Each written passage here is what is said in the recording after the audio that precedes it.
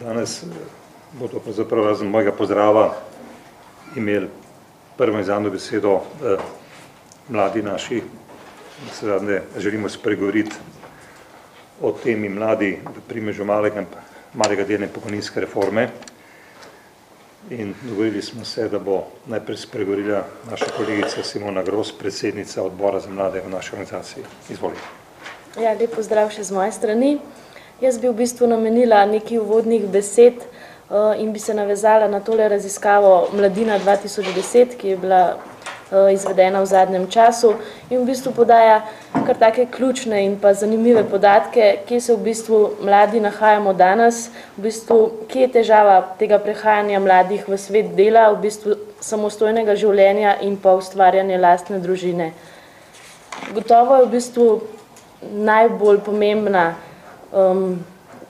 pomembno dejstvo, ki ga tudi mladi izpostavljajo, negotovost zaposlovanja. In tu so v bistvu podatki kar alarmantni. Slovenija v bistvu zaseda prvo mesto v Evropski uniji po deležu začasno zaposlenih mladih. Se pravi, če primerjamo to zadevo, da se ta izobraževalni sistem, udeleževanje v izobraževanju vse skozi povečuje, pa se drastično v bistvu niža delež mladih, ki imajo kakršnokoli obliko redne zaposlitve. Predvsem je tukaj tudi zaskrbljujoče v bistvu število brezposelnih diplomantov. Po drugi strani je pa treba poudariti, da v bistvu so mladi tisti, ki so v kakršnikoli obliki zaposlitve nadpovprečno prilagodljivi.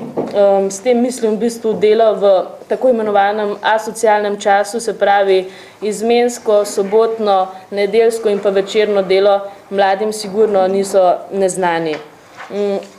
Gotovo je v bistvu pomembno dejstvo, da se je delež zaposlenih za nedoločen čas v desetletju, se pravi od 2000 do 2010, skoraj prepolovil.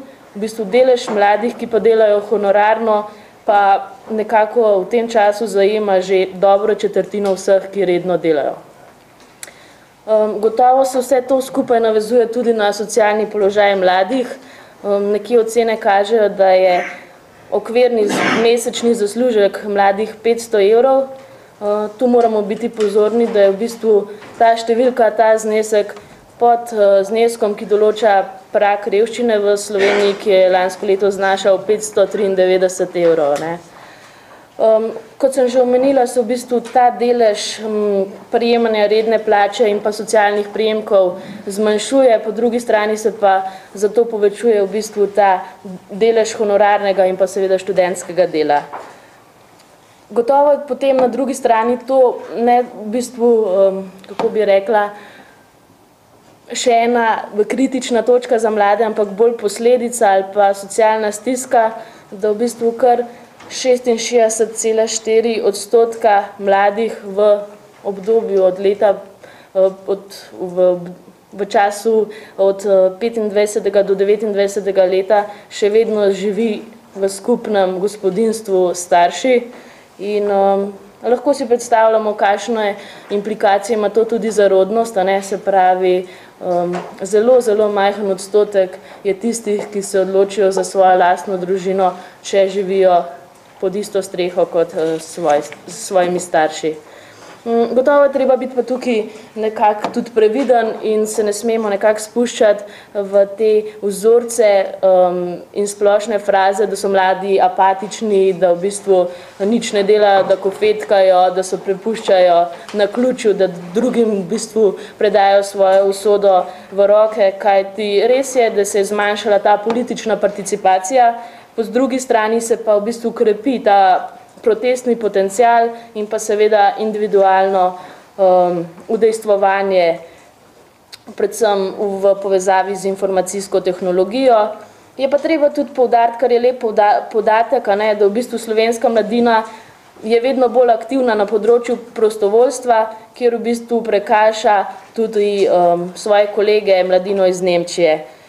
Tako da v bistvu se je treba zavedati, da je treba mladim dati nekakšno priložnost, da se izkažejo, kajti podatki kažejo, da bo do leta 2050 na enega mladega prišlo kar v bistvu 3 upokojenci oziroma starejši nad 65 let.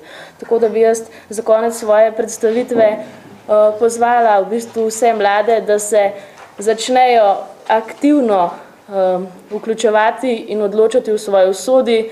Zveza svobodnih sindikatov in seveda njen odbor za mlade poskušamo vse skozi nekako ozaveščati mlade, da je usoda tudi seveda v njihovih rokah. Hvala.